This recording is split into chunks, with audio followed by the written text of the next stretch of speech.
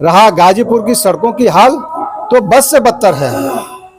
चश्मा नहीं, चश्मा उतार कर देखें कि हकीकत की स्थिति क्या है।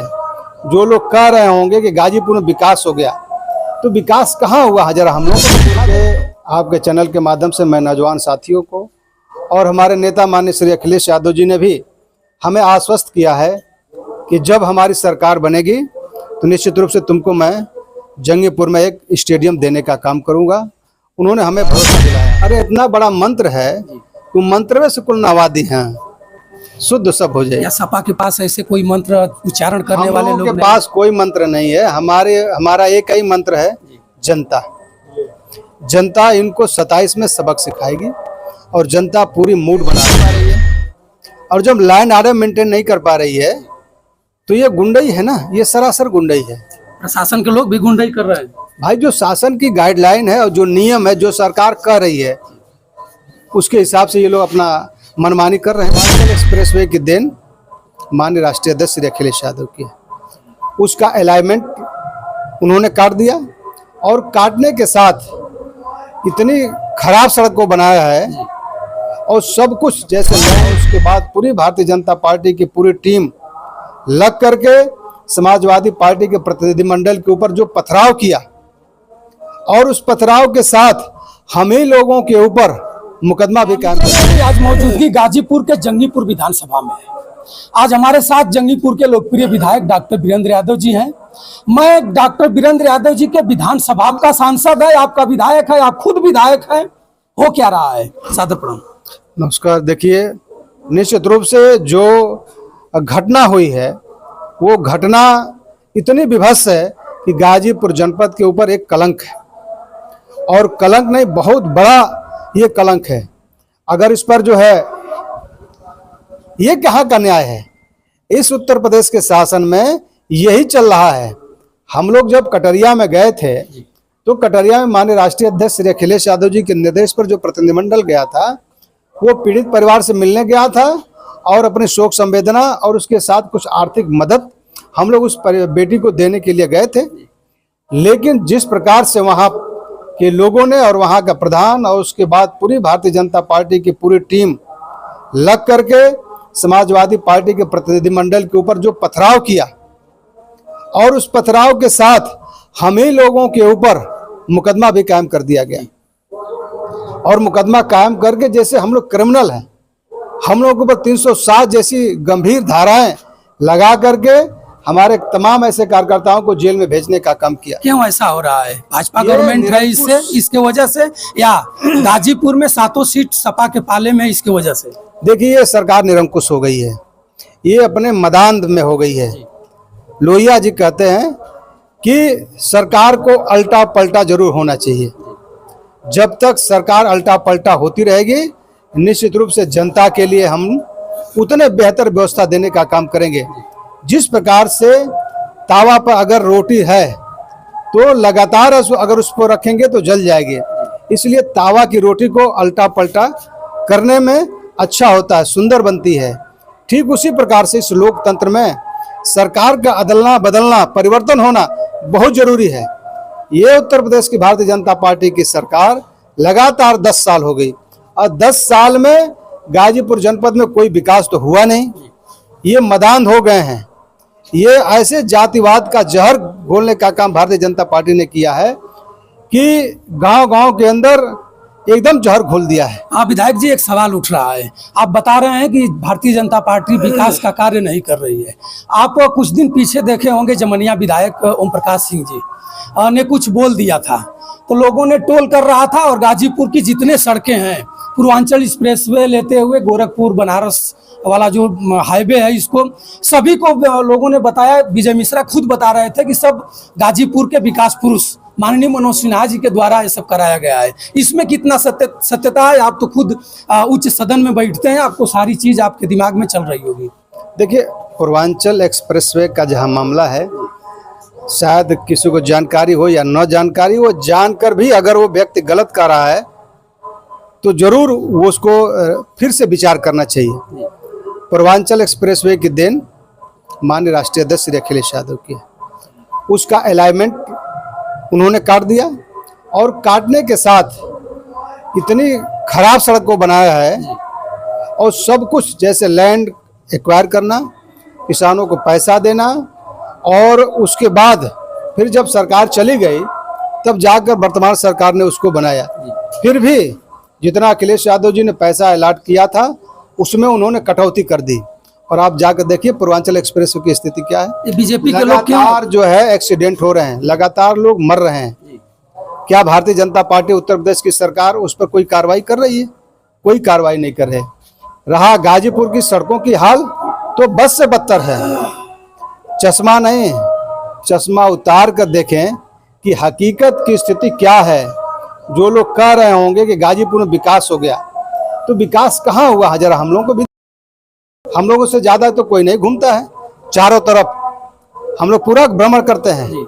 देखिए क्या गाजीपुर की सड़कों की स्थिति। आखिर में भाजपा के लोग क्यों ऐसा कुछ कर रहे हैं? जो एक जिम्मेवार पर्सन है विजय मिश्रा जी, आपके साथ भी रह चुके हैं, मंत्री भी रह चुके हैं, उनकी ये भाषा है। उनको संभवतः हो सकता है जानकारी न हो, या जानकर भी वो इस प्रकार से कह रहे हैं, तो फिर से उनको अपने विचार पर पुनः विचार करना चाहिए। आपको याद होगा कि भारतीय जनता पार्टी ने कहा कि हम भ्रष्टाचार मुक्त प्रदेश देंगे, भ्रष्टाचार युक्त कर दिया, अपराध मुक्त प्रदेश देंगे। लूट, हत्या, डकैती, बलात्कार, छिनैती और अपराध का जो ग्राफ है आप निकाल कर देखिए कि गाजीपुर की स्थिति क्या है। अपराध तो मुक्त हो ही चुका है सर।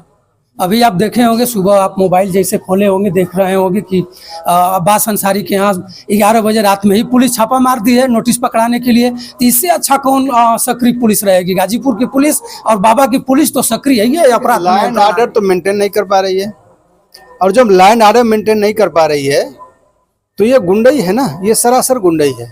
प्रशासन के लोग भी गुंडई कर रहे हैं भाई। जो शासन की गाइडलाइन है और जो नियम है, जो सरकार कह रही है, उसके हिसाब से ये लोग अपना मनमानी कर रहे हैं। आखिरकार अपराध क्या है? जब कोर्ट ने जब उनको आदेश दिया है, तो आप कौन रोकने वाले बीच में है भाई? क्या भारतीय जनता पार्टी के लोग अपराधी नहीं हैं? हाई कोर्ट ने मांगा है, हाई कोर्ट ने मांगा है ब्यौरा, ब्यौरा दें लोग, क्या करेंगे क्या नहीं करेंगे। और तो वक्त ये लोग सर बता देंगे कि जितने ब्यौरा आप मांग रहे हैं सब गंगा जल और अच्छत पानी मार करके शुद्ध कर दिया गया है। अरे भाई, उनके जो दल में चला जाएगा, गंगा जी का पानी मार देंगे तो शुद्ध ना हो जाएगा? ऐसा कुछ है उनके पास क्या? अरे इतना बड़ा मंत्र है, वो मंत्र में से कुल नवादी हैं, शुद्ध सब हो जाए। या सपा के पास ऐसे कोई मंत्र उच्चारण करने वाले लोग के पास कोई मंत्र नहीं है। हमारा एक ही मंत्र है, जनता। जनता इनको 27 में सबक सिखाएगी, और जनता पूरी मूड बना कि हम 27 में जो हमारा पीडीए है, उस पीडीए को लेकर के हम लोग लगातार चल रहे हैं। 27 में परिवर्तन होगा। परिवर्तन, हाँ, महापरिवर्तन होगा। इनका पता नहीं लगेगा कि ये कहाँ गए। बंगाल हाथ से चला गया।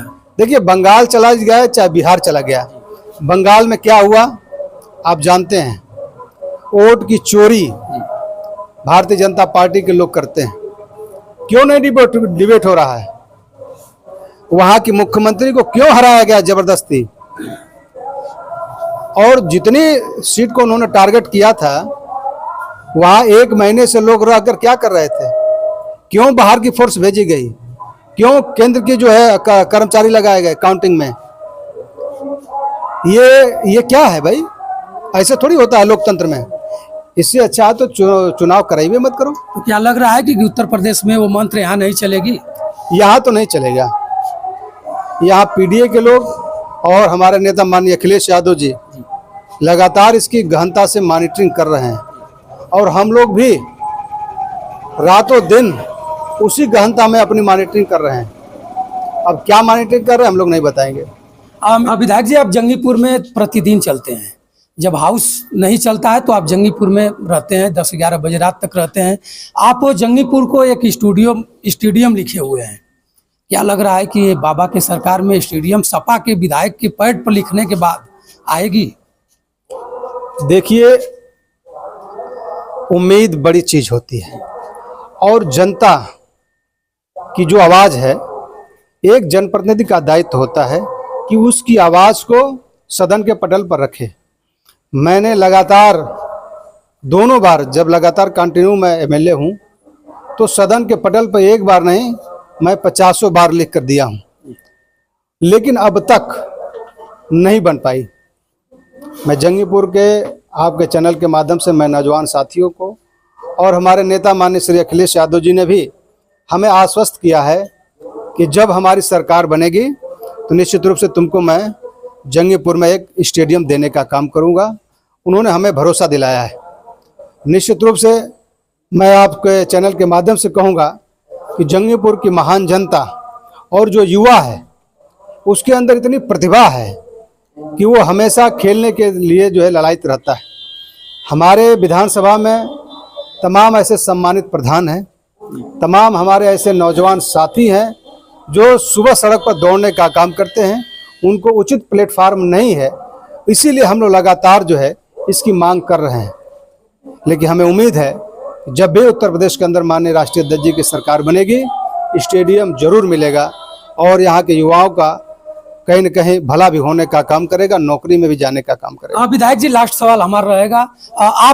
आपको देखा गया है सोशल मीडिया पर किसी पावर हाउस पर जाकर के आप निरीक्षण कर रहे हैं और बिजली कटौती को लेकर के पूरे योगी बाबा बोल रहे हैं कि 24 घंटा बिजली रहेगी, और बिजली मंत्री ए.के. शर्मा जी हैं जो ठुमके लगा रहे हैं, मंच पर चढ़ करके नाच रहे हैं और लोग त्राह त्राह कर रहे हैं। इस पर क्या कहेंगे आप? देखिए, जो जनता से चुन कर आता है वो जनता का दर्द समझता है, जो ऊपर से आ जाता है वो जनता का दर्द नहीं समझता है। इसीलिए तो मैं रात में 9 बजे जंगीपुर पावर हाउस पे गया था। वहाँ की स्थिति से मैं देखा, उन्होंने कहा कि 18 घंटे बिजली आती है। मैंने कहा शेड्यूल दिखाओ, कितनी तुम्हारे पावर हाउस में बिजली आई है और कितना आपने सप्लाई दिया है। उसमें यहाँ का प्रशासन भी, क्योंकि मैं विपक्ष का हूँ, उसको छिपा रहा था। मैंने कहा दिखाओ, वो दिखा नहीं पाया। यानी बिजली लगातार कट रही है, आ रही है, कट रही है, आ रही है। पूरे 10 घंटा भी, 24 घंटा में 10 घंटा भी बिजली नहीं मिल पा रही है। जंगीपुर विधानसभा के सभी फीडरों की मैं बात कर रहा हूँ, एक फीडर की बात नहीं। चाहे जंगीपुर हो, चाहे पृथ्वीपुर हो, चाहे मर्दा हो, चाहे बिरनो हो, ये सारे जो पावर हाउस है सबकी स्थिति बस से बदतर हो गई है। क्या कहेंगे? लगातार कटौती हो रही है और इतनी जबरदस्त कटौती हो रही है कि गांव के अंदर रात में जो छोटे बच्चे हैं, जो पढ़ने वाले हैं, जो बुजुर्ग महिलाएं हैं, जो नौजवान हैं, जो महिलाएं हैं, वो सो नहीं पा रहे हैं, नींद पूरी नहीं हो पा रही है। और ये आज के समय में 47-48 टेम्परेचर में, इस समय का जब जो टेम्परेचर नापेंगे तो 47-48 के आसपास टेम्परेचर है, और उसके बाद रात में आदमी सो न पाए। इस सरकार को जब बिजली दे न सके, निश्चित रूप से उसको इस प्रदेश के अंदर बने रहने का कोई राइट, कोई अधिकार नहीं है। मैं आपके चैनल के माध्यम से उत्तर प्रदेश के ऊर्जा मंत्री से कहूँगा कि आप इस बिजली व्यवस्था को देने में विफल हो, इसलिए नैतिकता के आधार पर आपको जनता के सामने आकर माफी मांगना चाहिए और इस्तीफा दे देना चाहिए। आपके 10 साल के कार्यकाल में एक भी पावर हाउस नहीं लगे, एक भी बड़ा जो है पावर हाउस नहीं लगे, लेकिन माननीय अखिलेश यादव की सरकार में 4-4, 5-5 बड़े पावर हाउस लगने का काम किए। आज वही पावर हाउस जनता को ऊर्जा दे रहे हैं, बिजली दे रहे हैं। अगर उत्तर प्रदेश के माननीय मुख्यमंत्री 1-2 भी बड़े पावर हाउस लगाए होते तो ये दुर्गति नहीं होती। और उसके बाद इन नेताओं के बयान को सुनिए कि गांव में भी एसी है, गांव में भी कूलर है, गांव में भी पंखा है। क्या गांव में आदमी नहीं रहते हैं, हैवान रहते हैं? आप पा गए तो आपको जैसे लगने लगा कि जो है, मतलब क्या बताया जाए, है गलत शब्द का यूज नहीं है, लेकिन ये जरूर मैं कहूँगा कि जो बिजली की बदहाल व्यवस्था है, इससे बदहाल व्यवस्था किसी सरकार में नहीं रही।